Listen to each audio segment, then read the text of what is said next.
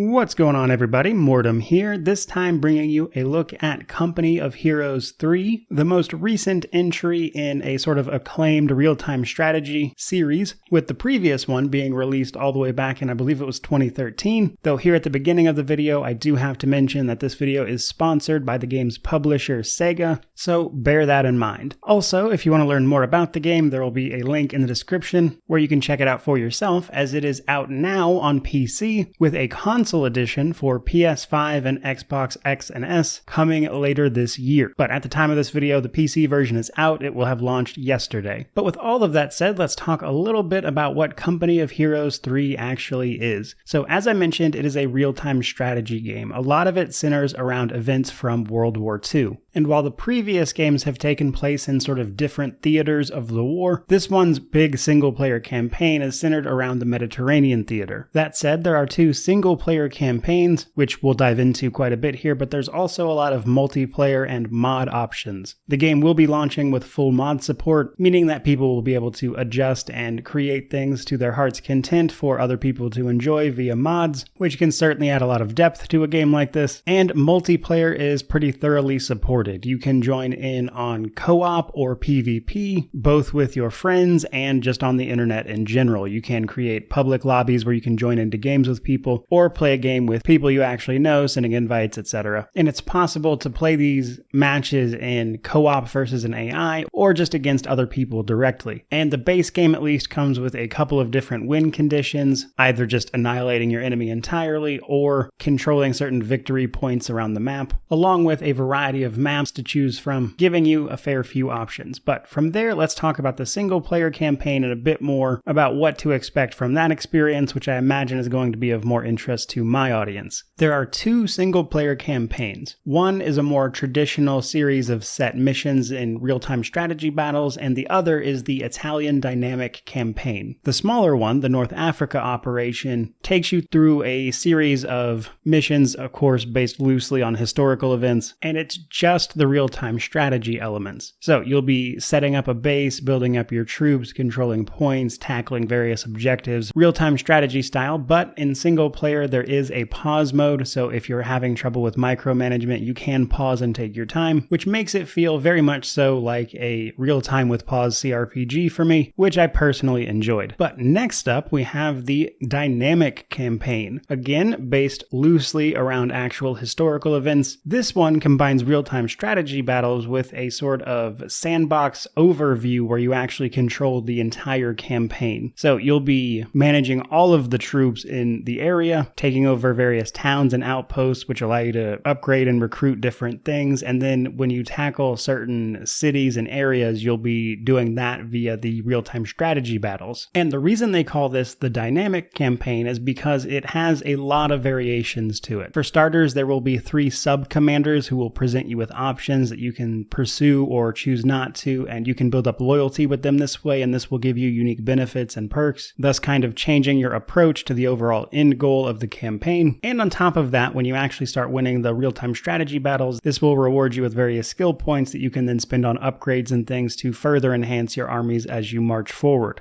So, needless to say, the dynamic campaign is sort of the main single-player experience. But with all of that said, let's actually talk about the real-time strategy elements. Now, in the 2 single-player campaigns, you will be mostly playing a set faction, thus pursuing a goal. Now, in the dynamic campaign, you can choose a little bit of what you want to specialize in, and this changes a tiny bit, but in the normal real-time strategy battles and against other players, you'll pick a faction to play as, which are the US, the British forces, the Africa Corps, etc. Each one of them, of course, being good at some things, worse at others, but all utilizing technology from the time period and engaging in those tactical battles reminiscent of equipment used at the time. All the various types of tanks, weaponry, etc. Now, if you're familiar with real-time strategy games, just broadly speaking, you'll probably be right at home here in terms of the mechanics, as much of it works in the way you would largely expect it to. However, there is, at the beginning of the game, a nice tutorial that will run you through the basics basics if you're completely unaware of what they are, but much of the gameplay revolves around setting up a small base, which will then allow you to produce various units as well as upgrade those units by giving them better weaponry, more options, which can then be used to go capture points, which can give you additional resources that will slowly accrue and let you do more and more, until you eventually, via tactics and strategy, overwhelm the enemy. But there are a few things in particular I wanted to call out that I thought were really cool. For starters, individual units will have skills specific to them, and you can upgrade these as well. For instance, engineers can be given the upgrades that allows them to cut through barbed wire fortifications or use a flamethrower as their weapon, that kind of thing. There's also a lot of gameplay centered around the tanks and using them effectively. Them being hit from the flank or the rear will do more damage to them, that kind of thing. But in addition to this, when they get put out of commission, they're not necessarily completely lost. You can get a recovery vehicle out there to potentially repair it and get it back into service, and you can find both destroyed vehicles just out and about, but also if you destroy enemy vehicles this way, you can use that truck to also then sort of take their units from them, which is a nice mechanic. Other weapons, such as large anti-tank emplacements, have to be towed around with a truck as well and then set down, not to mention the myriad of different types of infantry and weaponry available to them, which makes them effective at various things, such as airborne units being able to drop behind enemy lines, that kind of stuff. But one of my favorite bits of it was actually all the environmental interactions. So line of sight naturally plays a pretty important role, but given all the heavy weaponry you can